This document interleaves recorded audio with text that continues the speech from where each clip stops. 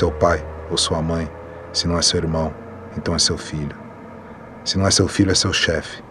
Ou a secretária dele, que só cheira aos sábados para se divertir. Se não é seu chefe, é a mulher dele que cheira para ir vivendo. Se não são eles, é o caminhoneiro que faz chegar toneladas de café nos bares da sua cidade e que não conseguiria aguentar todas aquelas horas de estrada sem pó. É a enfermeira que está trocando o catéter do seu avô, para quem o pó deixa tudo mais leve, até mesmo as noites. Se não é ela, é o pintor que está pintando a sala da casa da sua namorada, que começou por curiosidade e depois se viu contraindo dívidas. Quem cheira está ao seu lado. Mas se, pensando bem, você acha que nenhuma dessas pessoas cheira, ou você é incapaz de ver, ou está mentindo.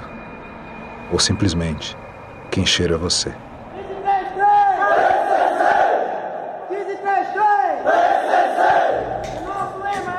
Paz, justiça, liberdade, igualdade, união para todos.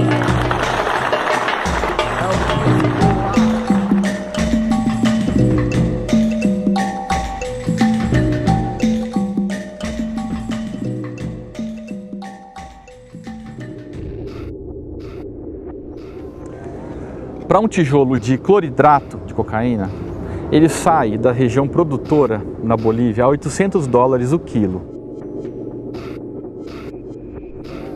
Na fronteira Brasil-Bolívia, está a $2.000. Quando ele chega em São Paulo ou Rio de Janeiro, ele chega entre $8 e $12.000 o quilo. E quando ele é exportado, se ele chega na Europa, ele chega a $50.000 o quilo. Se ele vai para o Líbano, que é um outro mercado secundário mais relevante, chega a $80.000.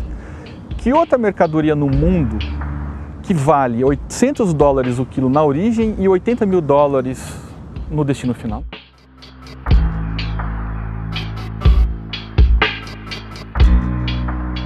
A cocaína é realmente o melhor negócio do mundo. Movimenta milhões e onde tem tanto dinheiro assim, sempre tem gente disposta a matar e a morrer por ele. O Brasil, além de ser o segundo maior mercado consumidor do mundo, tem uma posição geográfica estratégica. Ele está bem no meio, separando os países que produzem cocaína dos narizes da Europa. Essa rota hoje tem um dono, e esse dono é o PCC.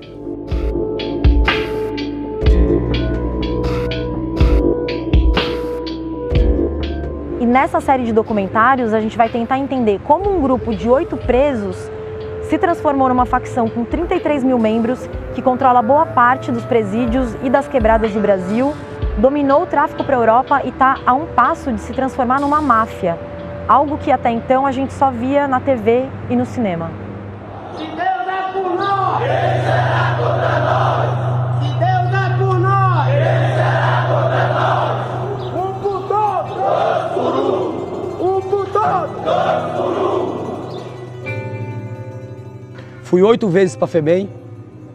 Quando completei 18 anos, fiquei 6 meses na rua e fui para a casa de detenção e muitas penitenciárias do estado de São Paulo. Fiquei 8 anos na cadeia e lá eu vi o nascimento, o desenvolvimento e quando foi consolidar, hoje, a maior facção do país que tem incomodado a sociedade de São Paulo, PCC. Eu sempre fui assaltante. Eu e meu parceiro Tubarão. Tá lá em Venceslau até hoje. Só em Venceslau ele tá 12 anos, Tubarão. Fujão de cadeia. Mas o que eu e Tubarão fazia? Nós era cabuloso, assaltante de banco na rua, certo? Então nós pensava o quê? Pular o muro, caramba. Nós vamos bolar um plano pra pôr uma arma pra dentro pra tomar cadeia, entendeu? Pra ir embora.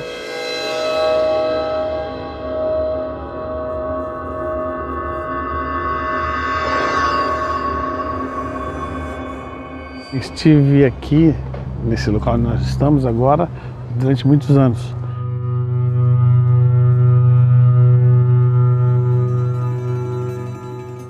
Eu fui criado nas ruas, né? Estive na FEBEM, na antiga FEBEM, e segui aquela trajetória FEBEM Carandiru. Aqui hoje é o Parque da Juventude e antes funcionava o Carandiru. Exato, aqui era a casa de detenção do Carandiru, né? Era o Porta do Inferno, né?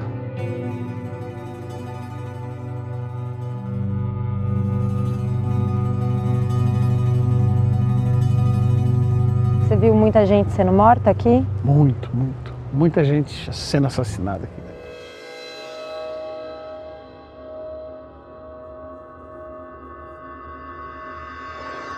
A cadeia antes do PCC era morte todo dia, era crueldade, morte sangrenta.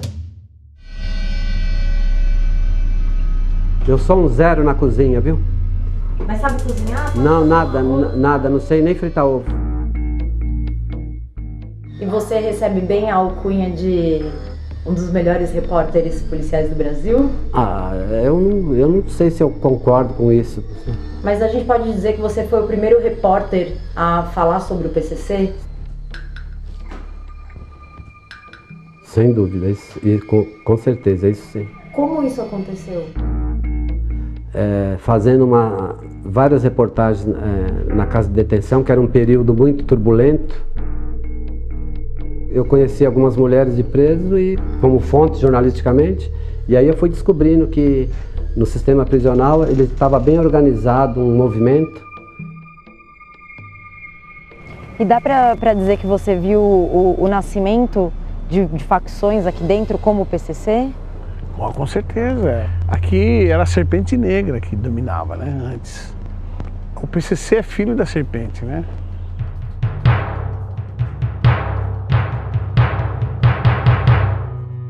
Eu fui Serpente Negra. Você foi? Fui.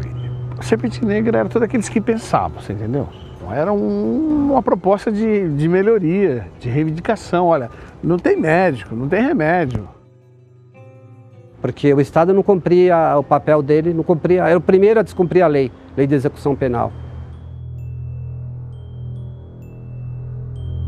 Superlotação, falta de atendimento médico, falta de assistência jurídica, tudo isso fortaleceu o crime organizado, que surgiu como um movimento para lutar contra os maus tratos. O massacre do Carandiru foi o estopim disso tudo.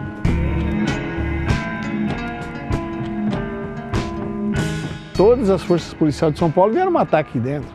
Todo mundo. Existe o antes e o depois do massacre.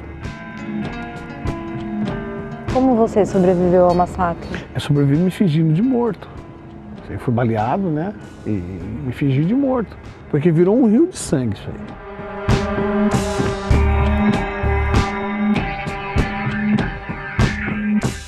Só essa ideia de você lutar contra o massacre, os presos já conseguiram ganhar simpatia de toda a massa carcerária. Então por isso que após o massacre, as coisas começaram a mudar, né?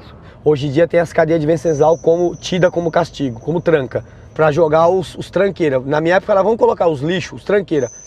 Na minha época, a única cadeia de tranca era o Piranhão, que é o Taubaté. Depois do massacre, alguns presos foram transferidos para a Casa de Custódia de Taubaté, considerado um castigo para eles.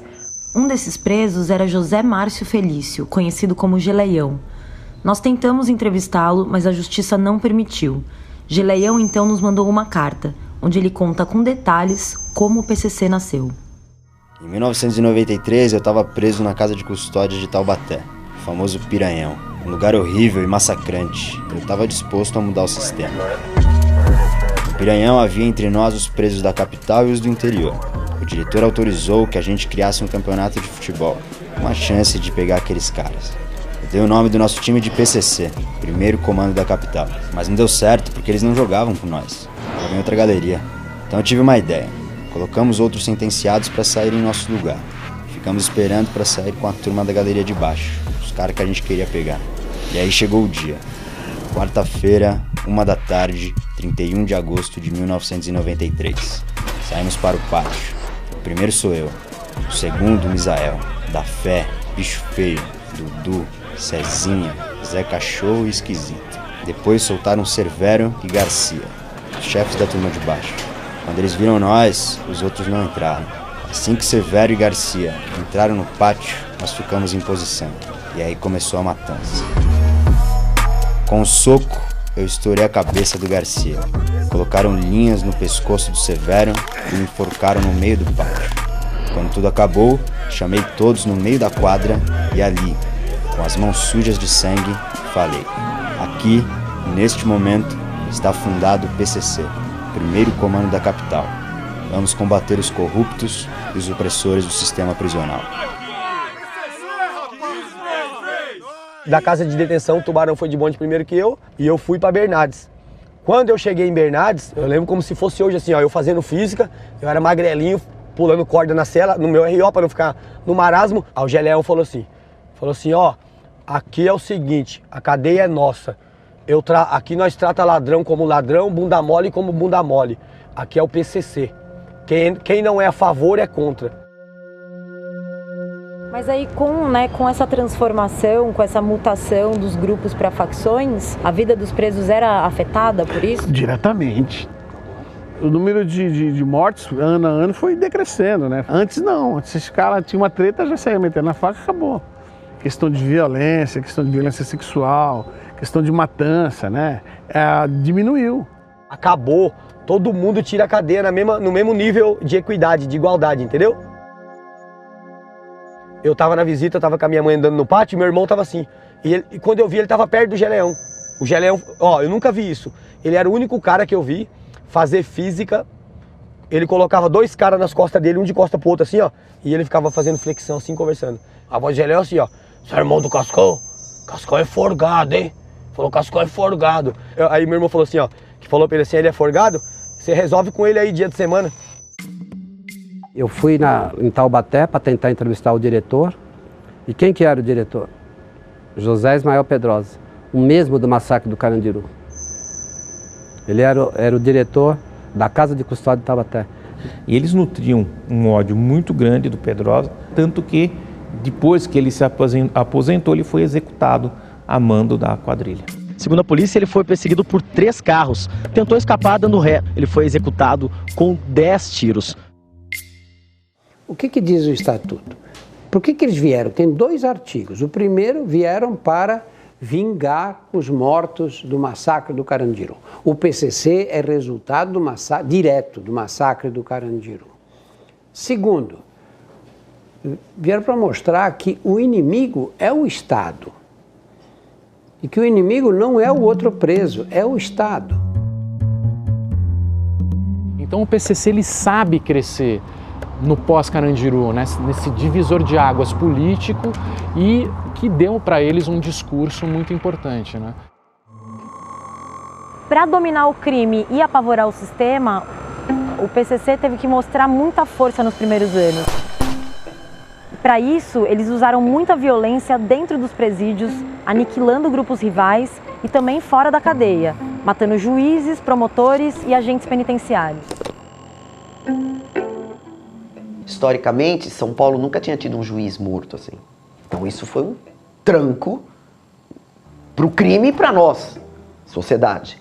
O Machadinho era cabuloso. Pensa num juiz que todo mundo gelava na dele. Cabuloso, não gelar assim, eu tenho medo. Não, gelar que eu falo porque ele é o juiz, sua liberdade está na mão dele. Ele era juiz normal, e juiz corregedor e juiz da execução. Então ele mandava nas cadeias de Venceslau, na cadeia de Presidente Bernardes e cadeia de Prudente. Na cadeia dele, os funcionários davam tapa na cara de ladrão. Então você podia gritar, sua família denunciar, não dava nada. Por quê? Porque aonde que as denúncias chegavam era na mão de quem? Dele. Ele era o juiz da jurisdição de lá. Imagina, só ladrão 1000 grau na rua, que não mexe com ninguém, tomando tapa na cara. Uma hora mexeu com a moral de alguém. Os caras mexiam com moral.